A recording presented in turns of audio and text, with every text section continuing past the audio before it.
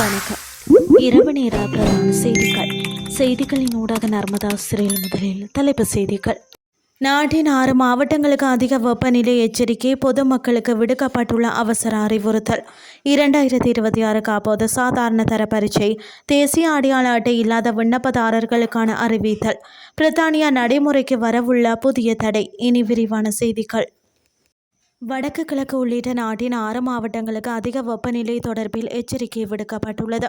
அதன்படி முல்லைத்தீவு, வவுனியா, திருகோணமலை, மட்டக்களப்பு, அம்பாறை மற்றும் மொனராகலை ஆகிய மாவட்டங்களின் சில பகுதிகளில் மனித உடலால் உணரப்படும் வெப்பநிலை எச்சரிக்கை மட்டத்தை எட்டக்கூடும் என வளிமண்டலவியல் திணைக்களம் எதிர்வு கூறியுள்ளது.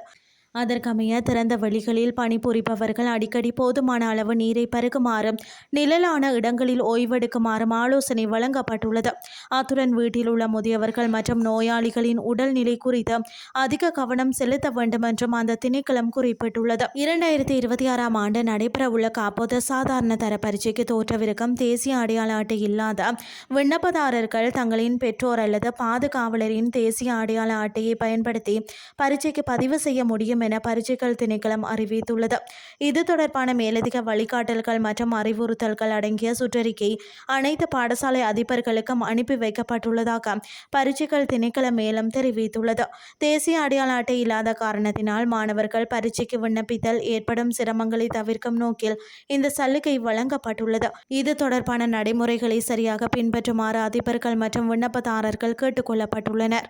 இனி வெளிநாட்டு செய்திகள்.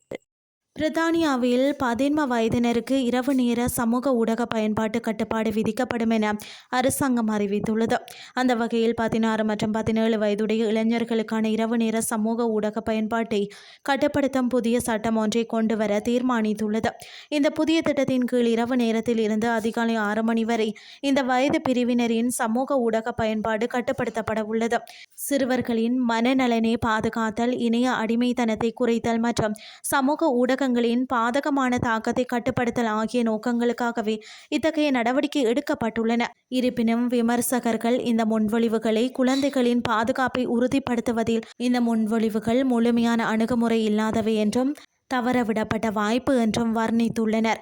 முன்னதாக கடந்த மாதம் பிரித்தானியா 16 வயதுக்குட்பட்ட சிறுவர்களுக்காக ஸ்னாப்சாட், டிக்டாக், யூடியூப், இன்ஸ்டாகிராம் மற்றும் ஃபேஸ்புக் போன்ற சமூக ஊடக தளங்களின் பயன்பாட்டை தடை செய்ய முடிவெடுத்திருந்தது. அந்த சட்டங்கள் 2027 ஆண்டின் தொடக்கத்தில் இருந்து நடைமுறைக்கு வர உள்ளன.